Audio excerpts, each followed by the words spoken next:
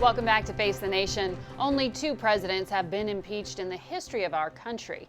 Andrew Johnson in 1868 and Bill Clinton in 1998.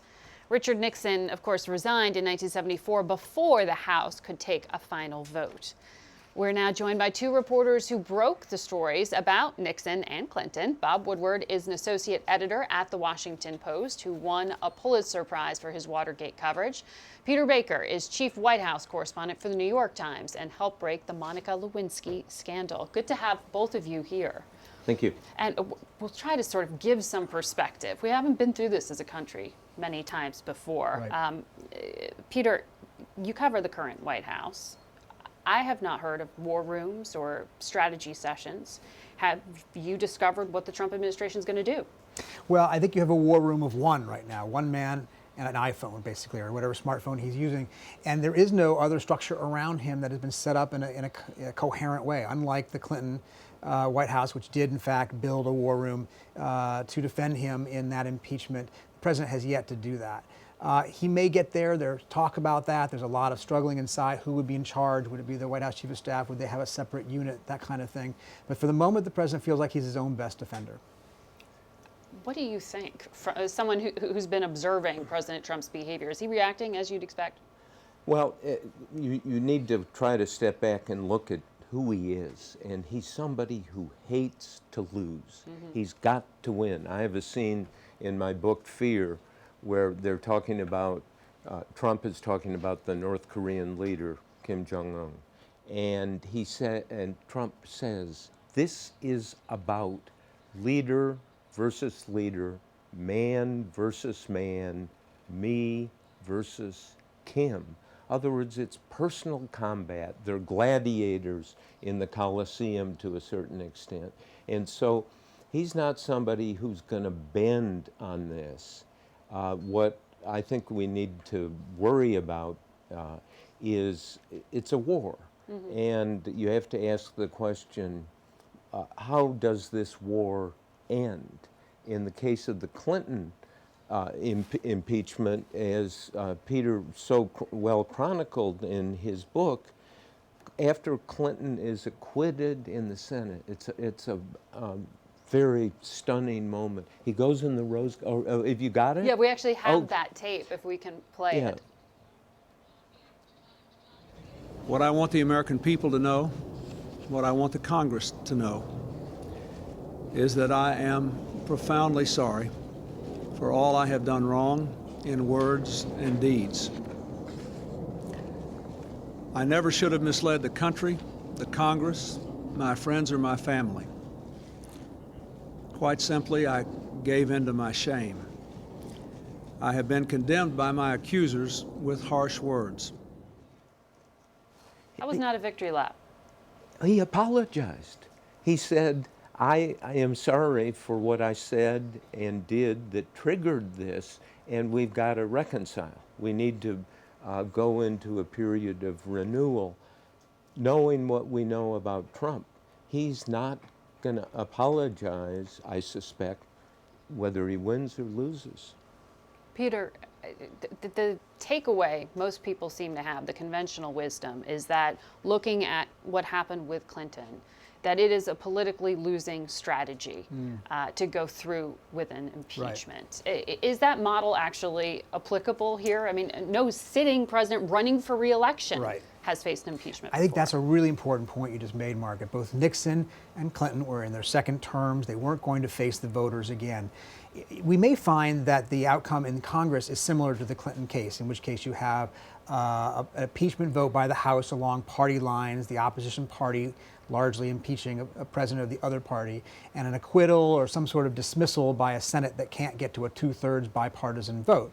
But in this case, you will have an appeal. You will have a greater appeals court, and that will be the court of public opinion, because in November of 2020, this issue will have been teed up for the voters to decide. Is President Trump fit for office or not? Did the things we learned through the impeachment tell us something about whether he deserves a second term, and what does it tell us about the Congress and how they handled it? And it contrasts so sharply with what we mentioned in the introduction, is that Nixon didn't even want to go through the vote on impeachment. He didn't want the indignity of it. It's an astonishing moment. Barry Goldwater, the Republican conservative, went with the House and Senate leaders, Republican leaders, to see Nixon after the smoking gun tape was released. And Goldwater had Carl Bernstein and myself up to his apartment. And he got out the whiskey, and then he got out his personal diary. And he said that it was August 7th, a couple of days after that smoking gun tape was released, he and the Republican leaders went to meet with Nixon alone in the Oval Office. And they said, we're going to let Barry Goldwater be our spokesman. And so Nixon, how many votes am I going to have in the Senate? I know I'm going to be impeached. Stunning moment. Goldwater said, Mr. President, I have counted, and there are 4 very firm votes for you. I am not one of them. And the next day, Nixon announced he was going to resign. He was withdrawing from the battlefield. And as you look back on it, 45 years ago, he has to get some credit for not letting the war go on. And yet, as you heard on this program from Senator Blunt, he wouldn't even discuss the conduct of the president. Yeah. Instead saying he didn't really mean what he said. Right. Yeah, he didn't want to defend him. None of them, almost very few of them anyway, want to defend the conduct. The few who are speaking out on his behalf are attacking the process. Right. The other side is partisan, the other side is unfair, the other side are spies or whistleblowers, all that. Not talking about what the president did and whether that's okay. I did a survey, if you will, of former White House chiefs of staff going back to Reagan, Republican and Democrat, over the last couple of days. Not one of them could remember a circumstance where they solicited or accepted foreign help in the context of a contest with political implications like this. This is something that hasn't been done. So Republicans don't want to defend it, but they do want to stick by the president for the moment because he controls the party in a way that Nixon didn't, and even the way Clinton didn't in 1998. What do you mean by that? What has changed? I think the system is so polarized and so and the parties are so ideologically homogenous now as opposed to the old days. There used to be middle of the road Republicans, yes, middle of the road Democrats. Those are gone. So if you're a Republican, you're much more concerned about a primary than you are about losing the middle ground. And that means the president controls that base for the moment, and therefore the fate of these senators and congressmen. And the question is, in a practical political sense, is this going to be considered a high crime, right, as is in the Constitution? And you've talked to some of the Republican senators, and they're really sticking by him, or at least he's yes, got enough sticking by him. And so I think the big question is, are they going to broaden this investigation?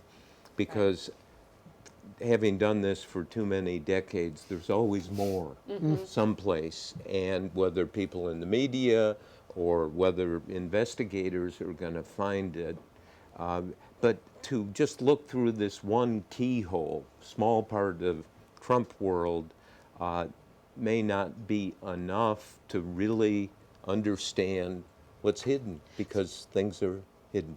And you raise this point that's, I think, really important here. We're only 3 weeks into this, but the speed with which we are hearing more and more about what was happening behind the scenes, the text messages that were revealed this week, the testimonies that will be happening behind closed doors this coming week. Does the speed of this change something here in terms of how we digest it? Well, they're trying to speed it up, and they've said this is all about Ukraine, but the Trump presidency is about, if I were to count them, you know better as you cover this, 400 other things. And I just think you want a comprehensive look. Now, in the internet age of impatience and speed, everyone, decide it now. Tell Right. me exactly what's going on. And this process is too important. You're exactly right. Are we going to get into an election that will be kind of a referendum up and down on Right. the impeachment investigation? The Democrats need to really be careful about how they let this play out. I mean, suppose something happens, and something will happen, and it's unresolved. And Trump is still out there, you know, banging on everyone, and the Democrats are trying. I mean, we're in for. I mean, let's hope it's not a bloody 2020. Well, do facts matter anymore, Peter?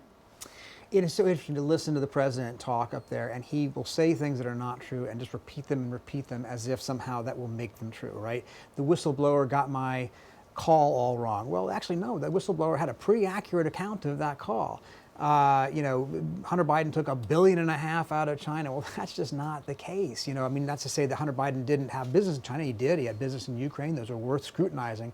But the president keeps getting up there and saying things that are just demonstrably untrue. Fact checkers are working overtime these days to sort out the sort of stuff he throws against the wall to see if it'll stick versus the things that are genuine and real.